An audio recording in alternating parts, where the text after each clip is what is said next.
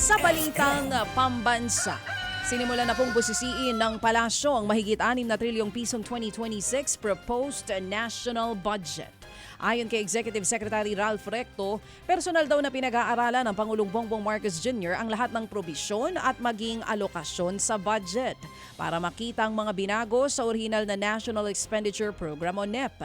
Tiniyak naman ng palasyo na hindi lang legal at pasok sa lahat ng requirements ang 2026 proposed budget. Kailangan din daw na masigurong mapupunan nito ang mga pangangailangan ng mga Pilipino. Sa tansya po ng Malacanang, aabuti ng 1 linggo ang pagbusisi sa 2026 budget.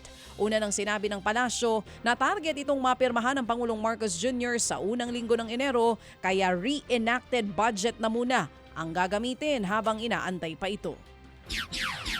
Dismayado naman daw ang minority bloc ng Kamara sa tila minadaling ratifikasyon ng Kongreso sa 2026 national budget. Sa panayam po sa programang ito, sinabi ni mamamayang Liberal Party List Congresswoman Leila De Lima na kahit sila nagulat sa sobrang bilis ng mga pangyayari. Hindi pa nga raw siya nakakapasok sa plenaryo, bigla na lamang nagbotohan. Minuto lamang daw ang itinagal ng botohan bago in-adjourn ang sesyon. Katunayan, hindi rin daw binigyan ng pagkakataon ng mga congressman na tutol sa budget na magsalita sa plenaryo. Ginagalang dapat ang minority rin dito. Sabi mo nga, bakit nagkagulatan? Na kaming mga minority, kaming mga ready to really vote for no, and kaming mga ready na magmamanifest, mag-explain ng aming mga boto, whether it's a no or a yes with reservation or even serious reservation. Wala nang binigay sa amin yun. Kasi dinatsyada nila, fast break, open and close, na para sa amin, kakulangan, walang respeto. Sabi mo nga, parang kabastusan ang ginawa. Samantala yan nga po ang tinig ni mamamayang Liberal Party List Representative Leila De Lima. Sa kaugnay na balita naman mga kapatid, naniniwala po si Congresswoman De Lima na hindi muna dapat basta-basta inilabas ang tinaguriang Cabral Files hanggat hindi ito napapatunayang lehitimo. Ayon kay De Lima, dapat may ahensya na mag-authenticate sa laman ng files. Mahalaga raw kasi na malaman kung totoong si dating DPWH Undersecretary Catalina Cabral ang gumawa ng nasabing listahan. Dapat din daw matukoy kung anong basihan ng files at kung sino ang tumulong sa paggawa ng mga dokumento para matukoy kung talagang sangkot sa katiwalian ang lahat ng mga pangalan na kasama rito. That needs to be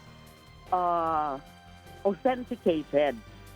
Dapat kasi bago nag-a-announce ng mga ganyan, ng mga sensitibo, i-authenticate muna. Parang wala pang talagang nag-authenticate. A proper office that must authenticate that.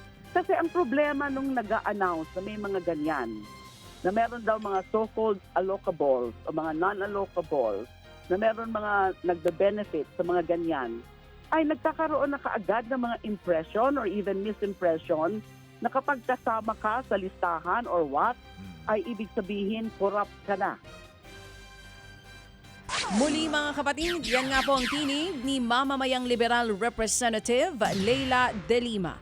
Mga kapatid, brothers and sisters, saan ka pa? Dito na tayo sa totoo.